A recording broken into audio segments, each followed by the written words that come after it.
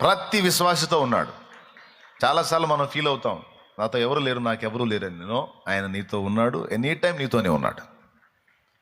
Any time నీతోనే ఉన్నాడు కాబట్టే నువ్వు ఎన్నిసార్లు వేదన పడి దేవా నాతో మాట్లాడు అంటే అన్నిసార్లు నీకు అందుబాటులోకి వచ్చి కరెక్ట్గా నీకు సంబంధించిన మాటలు నీకు అందించి నిన్ను ధైర్యపరిచాడు. ఎంతమంది ఒప్పుకుంటారు? కొన్నిసార్లు నీకు ఆశ్చర్యం కూడా, ఏదో ఆశువుగా నువ్వేదో ఆలోచన చేసుకున్నావు, అవి నెరవేరినాయి. నువ్వేదో చేసుకున్న ఆలోచనలు ఎలా నెరవేరినాయి అంటే నీ ఆలోచనలన్నింటినీ గమనించి వాడెవరో ఎనీ టైం నిన్ను అబ్జర్వ్ చేస్తున్నాడు. నెరవేర్చదగ్గవన్నీ నెరవేరుస్తున్నాడు, నెరవేర్చకూడని వాటిని అట్లా ఆపుతున్నాడు. ఆఖరికి తినే ఆహార పదార్థంతో సహా ఫలానా పదార్థం నేను తినాలని నీకు కోరిక కలిగితే అదే రోజు సాయంత్రానికి అది నీకు వచ్చేటట్టు చేస్తున్నాడు. తినే తిండి దగ్గర నుంచి సమస్త విషయాల్లో నీకు అందుతుంది అది ఆశ్చర్యంగా.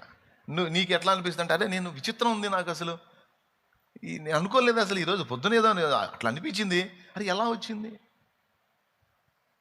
అంటే నీ హృదయములో నీవు అనుకున్న వాటిని కూడా నిరంతరం అబ్జర్వ్ చేస్తూ చేయదగ్గ వాటిని అన్నింటినీ కూడా చేసి నెరవేరుస్తూ నీకు ఎనీ టైం తాను తోడై ఉన్నాడు అని మేలు చేయుట చేత రుజువు చూపిస్తున్నాడు.